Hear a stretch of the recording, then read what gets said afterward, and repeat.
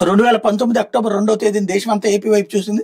ఒకేసారి ఏకంగా 1.34 లక్షల శాశ్వత ప్రభుత్వ ఉద్యోగాల కల్పన, 11,158 గ్రామ, 3,786 వార్డు సచివాలయాల ఏర్పాటు, సచివాలయ వ్యవస్థతో ప్రజలకు ఉన్న ఊళ్ళోనే ప్రభుత్వ సేవలు, ప్రతి 50 నుంచి 100 ఏళ్లకు వాలంటీర్ ద్వారా ఇంటి వద్దకే పథకాలు, కేవలం 6 నెలల్లో రాష్ట్ర రూపురేఖలు మార్చేలా విప్లవాత్మక నిర్ణయాలు, గత వైఎస్ జగన్ ప్రభుత్వంలో ఆర్టీసీ విలీనం సహా 6 లక్షలకు పైగా ఉద్యోగాలు, చంద్రబాబు కూటమి ప్రభుత్వం వచ్చి 16 నెలలు అవుతున్న హామీలకు దిక్కులేదు, అరకొర డిఎస్సీ నియామకాల పరీక్షల నిర్వహణలో ఆద్యంతం అవకతవకలే, హామీ మేరకు 20 లక్షల ఉద్యోగాలు లేవు, కనీసం భృతి కూడా కరువే, కానిస్టేబుల్ ఉద్యోగాలకు నోటిఫికేషన్, పరీక్షలు పూర్తి చేసిన గత ప్రభుత్వమే, 6,100 ఉద్యోగాలు గతగంతగా తనగంతగా చెప్పుకుంటున్న బాబు, గత ప్రభుత్వంలో డిఎస్సీ నోటిఫికేషన్, వాటిపై న్యాయ వివాదాలు రేకెత్తించిన కూటమి సర్కార్, అప్పట్లోనే ముందుకు వచ్చిన NTPC, green hydrogen, Reliance CBG, renew, Shirdi Sai తదితర సంస్థలు ఆ యూనిట్లు ప్రారంభం కాకుండా 3.48 లక్షల ఉద్యోగాలు ఇచ్చేసినట్టు బాబు ప్రకటన, జాబ్ మేళాలతో రుణ రికవరీ, డెలివరీ బాయ్స్ ఉద్యోగాలు కూడా బాబు ఘనతేనట అన్నట్టు వార్తని హైలైట్ చేశారు.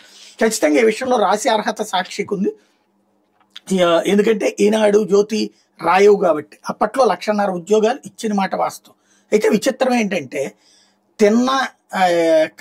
తిన్న ఇంటి వాసాలు లెక్కబెట్టినట్టు ఉద్యోగం ఇచ్చినటువంటి జగన్ మళ్ళీ అధికారంలోకి వస్తే తమకు ఆ సచివాలయ పనులు పెంచేస్తాడు.